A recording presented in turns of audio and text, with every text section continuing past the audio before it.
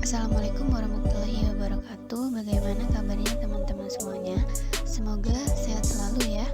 Nah, kali ini Nakes ID akan membahas soal-soal uji kompetensi keperawatan. Semoga bermanfaat untuk teman-teman yang akan mengikuti UKOM dan semoga hasilnya kompeten. Jangan lupa share video ini ke teman seperjuangan lainnya. Soal yang pertama, seorang perempuan berusia 40 tahun mengalami depresi berat dan dirawat di rumah sakit jiwa. Saat ini pasien sedang mengandung untuk ketiga kalinya dan ia belum memiliki anak karena sudah mengalami keguguran 2 kali. Dari hasil pengkajian, saat ini pasien mengeluh sering terjaga di malam hari, sulit untuk tidur, dan gelisah ketika bangun tidur. Pasien terlihat kontak mata kurang, lebih banyak diam, tidak fokus, serta gelisah. Apakah tujuan intervensi keperawatan yang sesuai pada kasus tersebut? A. Konsep diri positif. B. Pola coping klien adekuat. C. Klien mempunyai harapan. D. Menurunkan tingkat kecemasan. Atau E. Mendapatkan informasi tentang penyebab kegugurannya. Sebelum memilih jawaban, lihat dulu data objektif pada soal.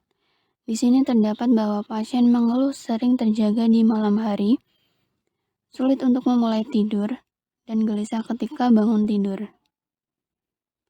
Pasien terlihat kontak mata kurang, lebih banyak diam, tidak fokus, serta gelisah. Dan yang ditanyakan pada soal yaitu tujuan intervensi keperawatan yang sesuai. Oke, kita bahas satu persatu. Untuk option A, ini tujuannya yaitu untuk membuat klien memiliki penilaian positif terhadap dirinya. Untuk option B, agar klien memiliki cara penyelesaian masalah yang konstruktif. Untuk option C, agar klien memiliki motivasi dan tujuan jelas terkait masalahnya. Untuk option D, ini untuk menurunkan atau memperbaiki gejala sebagai respon dari kecemasan. Sedangkan option E, ini untuk meningkatkan pengetahuan klien terkait masalah yang dihadapi. Karena pada soal terdapat data objektif yang menunjukkan pasien ansietas atau mengalami kecemasan, jadi jawaban yang benar yaitu D, menurunkan tingkat kecemasan. Berikutnya soal nomor 2, seorang laki-laki dengan usia 18 tahun diantar keluarganya ke rumah sakit jiwa karena sering mengamuk, penampilan kotor, serta sering bicara sendiri. Pasien mengalami gangguan proses pikir karena sulit diajak ngobrol serta tidak nyambung antar kalimat yang ia sampaikan. Apakah masalah utama pada kasus tersebut? A. Blocking. B. Tangential. C. Perseverasi. D. Circumstantial. Atau E. Kehilangan asosiasi. Sebelum menjawab, kita lihat data objektifnya. Pasien mengalami gangguan proses pikir karena sulit diajak ngobrol, serta tidak nyambung antar kalimat yang ia sampaikan. Kita bahas untuk optionnya. Untuk option A, ini ciri-cirinya yaitu pembicaraan terhenti tiba-tiba tanpa gangguan eksternal, kemudian dilanjutkan kembali. Sedangkan option B, ini ciri-cirinya yaitu pembicaraan yang berbelit-belit, tetapi tidak sampai pada tujuan pembicaraan. Untuk option C, pasien berulang-ulang menceritakan suatu ide atau tema secara berlebihan. Untuk option D, ini untuk menurunkan atau memperbaiki gejala sebagai respon dari kecemasan. Sedangkan option E, ciri-cirinya yaitu pembicaraan tidak ada hubungan antar kalimat yang satu dengan kalimat yang lain. Jadi, berdasarkan data objektif yang ada di soal, jawaban yang benar yaitu E, kehilangan asosiasi. Karena pasien mengalami gangguan proses pikir dan sulit diajak ngobrol serta tidak nyambung antar kalimat yang ia sampaikan. Selanjutnya soal nomor 3. Seorang perempuan berusia 24 tahun didiagnosis gangguan konsep diri, yaitu harga diri rendah dan dirawat di rumah sakit jiwa. Perawat telah menetapkan tujuan intervensi keperawatan, yaitu memperluas potensial diri dan kesadaran diri. Perawat telah melakukan hubungan terbuka dan saling percaya kepada pasien. Selanjutnya, apakah intervensi keperawatan utama pada kasus tersebut? A. Identifikasi kekuatan ego pasien. B. Tawarkan penerimaan tanpa syarat. C. Mulai dengan meyakinkan identitas pasien. D. Berikan dukungan untuk mengurangi kecemasan. Atau E. Dekati pasien dengan cara tidak menuntut diterima. Sebelum menjawabnya, kita lihat dulu pada soal terdapat tujuan intervensi keperawatan, yaitu memperluas potensial diri dan kesadaran diri. Dan perawat pun telah melakukan hubungan terbuka dan saling percaya kepada pasien. Selanjutnya kita bahas option satu persatu. Untuk option A, ini yaitu untuk menentukan apakah klien mampu atau tidak mampu menghadapi keadaan lingkungan yang tidak menguntungkan. Untuk option B, merupakan salah satu teknik komunikasi. Perawat menerima klien dengan respek tanpa menilai atau mengadilinya secara positif atau negatif. Klien akan merasa dihargai tanpa syarat. Untuk option C, ini dilakukan pada fase pra-interaksi. Untuk option D, merupakan dukungan yang diberikan dapat mengurangi stresor bagi klien. Sedangkan option E, ini untuk menekankan bahwa perawat hadir dengan tulus untuk klien, sehingga mendukung untuk komunikasi yang terbuka. Jadi sesuai dengan tujuan intervensi, jawaban yang tepat yaitu B, tawarkan penerimaan tanpa syarat. Berikutnya soal nomor 4. Seorang perempuan berusia 43 tahun mengeluh sedih karena suami telah meninggal 1 bulan yang lalu. Saat pengkajian, pasien sering menyendiri, pandangan mata kosong, tidak mau berkomunikasi, dan gelisah. Apakah tahapan berduka pada kasus di atas? A. Bargaining. B. Acceptance. C. Proyeksi. D. Depresi. Atau E. Anger. Sebelum menjawabnya, kita harus mengenal tahapan berduka terlebih dahulu. Jadi untuk tahapan berduka itu ada 5, yaitu denial atau penyangkal, anger atau kemarahan, bargaining atau penawaran, depresi, acceptance atau penerimaan. Nah, di sini pada option A, bargaining, di mana individu berupaya membuat perjanjian dengan cara yang halus atau jelas untuk mencegah kehilangan. Pada tahap ini, klien seringkali mencari atau meminta pendapat orang lain. Pada option B, terdapat acceptance, di mana seseorang mampu menghadapi kenyataan daripada hanya menyerah pada pengunduran diri atau putus asa, jadi sudah mulai bisa menerima kenyataan dengan ikhlas. Untuk option C, ini jelas salah karena proyeksi tidak termasuk fase berduka.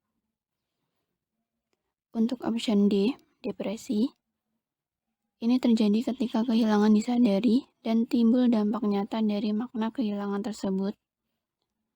Dan ciri-ciri seseorang pada fase ini yaitu gelisah, tidak mau berkomunikasi, pandangan mata kosong, dan sering menyendiri. Untuk option E, anger, fase ini orang akan lebih sensitif sehingga mudah sekali tersinggung dan marah. Nah, setelah kita mengetahui fase-fase berduka, selanjutnya kita cari data objektifnya. Pada soal tersebut dijelaskan bahwa saat pengkajian pasien sering menyendiri, pandangan mata kosong, tidak mau komunikasi, dan gelisah. Jadi untuk jawaban yang tepat yaitu D, depresi. Selanjutnya soal nomor 5. Ketika perawat komunitas mengunjungi klien di rumah, klien menyatakan, "Saya belum tidur sama sekali beberapa malam terakhir." Berikut adalah respon perawat yang menggambarkan komunikasi terapeutik untuk klien ini. A. Saya melihat. B. Sungguh. C. Anda mengalami kesulitan tidur. D. Kadang-kadang saya mengalami kesulitan tidur juga. Atau E. Saya tahu masalah Anda. Pada soal tersebut terdapat data subjektif bahwa pasien mengatakan, "Saya belum tidur sama sekali beberapa malam terakhir." Dan untuk soal yang ditanyakan yaitu respon terapeutik perawat. Di sini untuk option A, E dan D termasuk arahan umum tetapi tidak memberikan kesempatan klien untuk melanjutkan diskusi. Sedangkan option B merupakan kata yang membuat klien merasa bahwa ia tidak percaya. Jadi untuk respon komunikasi terapeutik yang benar yaitu C. Anda mengalami kesulitan tidur karena berfokus pada masalah keperawatan akan meminimalkan kekhawatiran klien. Berikutnya soal nomor 6. Perawat home care mengunjungi klien di rumah dan menentukan bahwa klien tergantung pada obat-obatan terlarang. Selama pengkajian, apakah tindakan yang harus dilakukan perawat untuk merencanakan upscape yang tepat? A. Menanyakan klien mengapa ia mulai mengkonsumsi obat-obatan terlarang. B. Menanyakan klien jumlah penggunaan obat-obatan terlarang dan efeknya. C. Menanyakan klien berapa lama ia berpikir bahwa ia dapat mengkonsumsi obat tanpa seorang mencari tahu. D. Tidak menanyakan beberapa pertanyaan yang membuat cemas. Klien menyangkal dan akan mengusir perawat dari rumah. Atau E. Menanyakan kepada klien siapa yang mengajaknya menggunakan obat terlarang. Jadi, setiap kali perawat melakukan pengkajian kepada klien dengan ketergantungan obat, hal yang terbaik untuk perawat adalah mencoba memperoleh informasi dengan tidak menghakimi secara langsung. Di sini pilihan A dan E tidak benar karena menghakimi dan tidak berfokus dan mencerminkan bias perawat. Sedangkan pilihan C ini juga tidak benar karena menghakimi, tidak mengacuhkan dan agresif yang merupakan non-terapeutik. Pilihan D juga tidak benar karena menunjukkan sikap pasif perawat dan menggunakan rasionalisasi untuk menghindari intervensi keperawatan terapeutik. Jadi untuk jawaban yang benar yaitu B. Menanyakan klien jumlah penggunaan obat-obatan terlarang dan efeknya. Selanjutnya soal nomor 7. Seorang klien dirawat di rumah sakit dengan riwayat penyalahgunaan alkohol memberitahu perawat, "Saya pergi sekarang, saya harus pergi. Saya tidak ingin mendapatkan pengobatan lebih lanjut. Saya memiliki hal-hal yang harus saya lakukan." Klien belum bisa dipulangkan dan dijadwalkan untuk pemeriksaan diagnostik penting selama 1 jam. Setelah perawat mendiskusikan masalah klien dengan klien berpakaian dan mulai berjalan keluar dari kamar rumah sakit. Apakah tindakan perawat yang harus dilakukan? A. Memanggil pengawas keperawatan. B. Memanggil keamanan untuk memblokir semua pintu keluar. C. Menahan klien sampai penyedia layanan kesehatan dapat dihubungi. D. Memberitahu klien bahwa klien tidak dapat kembali ke rumah sakit ini lagi jika klien meninggalkan sekarang. Atau E. Memberitahukan klien bahwa klien tidak dapat meninggalkan rumah sakit. Sebelum menjawabnya, perlu diketahui, kebanyakan fasilitas perawatan kesehatan memiliki dokumen di mana klien diminta untuk menandatangani berkaitan dengan tanggung jawab klien ketika klien menolak terhadap tindakan medis. Klien harus diminta menunggu untuk berbicara dengan penyedia layanan kesehatan sebelum meninggalkan ruangan dan menandatangani dokumen penolakan tindakan medis sebelum pulang. Jika klien menolak untuk melakukannya, perawat tidak bisa menahan klien.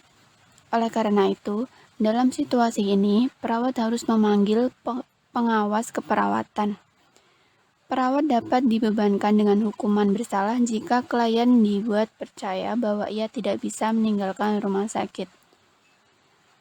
Menahan klien dan memanggil keamanan untuk memblokir pintu keluar merupakan tindakan yang salah. Semua klien memiliki hak untuk perawatan kesehatan dan tidak dapat dikatakan sebaliknya. Jadi untuk jawaban yang benar yaitu A. Memanggil pengawas keperawatan. Berikutnya soal nomor 8. Perawat sedang mengkaji data klien yang dirawat di unit kesehatan mental. Perawat mencatat bahwa klien mengalami kecemasan akibat krisis situasional. Perawat akan menentukan bahwa krisis ini dapat disebabkan oleh beberapa kegiatan berikut di bawah ini. A. Saksi mata pembunuhan. B. Kematian orang yang dicintai. C. Sebuah kebakaran yang menghancurkan rumah klien. D. Sebuah pemerkosaan yang baru dialami oleh klien. Atau E. Pengalaman menjadi korban pengeboman. Jadi, sebelum menjawab, perlu diketahui terlebih dahulu mengenai krisis situasional. Situasi krisis ini dapat meningkatkan dari sumber eksternal dan internal. Situasi eksternal yang dapat memicu krisis meliputi kehilangan atau perubahan pekerjaan, kematian orang yang dicintai, aborsi, perubahan status keuangan, perceraian, penambahan anggota keluarga baru, kehamilan, dan atau penyakit parah. Di sini pilihan A, C, dan D mengidentifikasi krisis aventif dan mengacu pada krisis bencana. Itu tidak direncanakan atau disengaja. Sedangkan pertanyaan pada soal yaitu krisis situasional. Jadi untuk jawaban yang tepat yaitu B, kematian orang yang dicintai. Selanjutnya, soal nomor 9. Seorang perempuan berusia 25 tahun berada di ruang premedikasi dengan kondisi akan dilakukan operasi sesar. Pasien nampak bingung, gelisah, dan bertanya terus-menerus kepada petugas. Ketika dilakukan pemeriksaan oleh perawat, tekanan darah dan nadi meningkat dan tidak stabil. Apakah diagnosis keperawatan pada kondisi pasien di atas? A. Ansietas. B. Depresi. C. Ketidakberdayaan. D. Harga diri rendah situasional. Atau E. Penampilan peran tidak efektif. Sebelum menjawabnya, kita cari untuk data objektifnya. Pada soal terdapat pasien nampak bingung dan gelisah. Selanjutnya, tekanan darah dan nadi meningkat dan tidak stabil. Ini merupakan ciri-ciri ansietas. Apa sih ansietas itu? Jadi ansietas adalah kekhawatiran yang tidak jelas dan menyebar yang berkaitan dengan perasaan tidak pasti dan tidak berdaya. Keadaan emosi ini tidak memiliki objek yang spesifik. Ansietas dimiliki secara subjektif dan dikomunikasikan secara interpersonal. Ansietas itu sama dengan kecemasan. Jadi untuk jawaban yang benar yaitu A, ansietas. Berikutnya soal nomor 10. Seorang laki-laki berusia 27 tahun menunjukkan sikap menarik diri, tidak mau bicara, tidak mau mandi, dan tidak mau bekerja seperti biasanya. Gejala ini berlangsung sudah 6 bulan yang lalu. Menurut keluarga, katanya hal ini terjadi semenjak ditinggal istrinya menikah lagi dan anak-anaknya dibawa oleh istrinya pergi. Jadi ini termasuk pada fase A, fase prodromal, B, fase nonaktif, C, fase residual, D, fase laten, atau E, fase aktif. Sebelum menjawabnya, kita perlu mengetahui terlebih dahulu mengenai perjalanan penyakit skizofrenia. Di sini untuk fase-fasenya ada 3 fase. Fase yang pertama yaitu fase prodromal. Fase prodromal yaitu biasanya timbul gejala non-spesifik yang lamanya bisa seminggu, bulan, atau lebih dari 1 tahun sebelum onset psikotik menjadi jelas. Gejala tersebut meliputi adanya henjaya fungsi pekerjaan, fungsi sosial, fungsi penggunaan waktu luang, dan fungsi perawatan diri, sehingga membuat resah keluarga serta teman. Mereka akan mengatakan orang ini tidak seperti dulu. Fase yang kedua yaitu fase aktif. Gejala positif atau psikotik menjadi jelas seperti tingkah laku, katatonik, inkoherensi, waham, halusinasi, disertai dengan gangguan afek. Sedangkan fase yang ketiga yaitu fase residual. Gejala fase ini sama dengan fase prodromal, tetapi gejala positif atau psikotiknya sudah berkurang. Sedangkan di sini terdapat data bahwa pasien tidak mau bekerja seperti biasanya. Jadi pasien ini sudah tidak seperti dulu. Sehingga jawaban yang benar yaitu A, fase prodromal.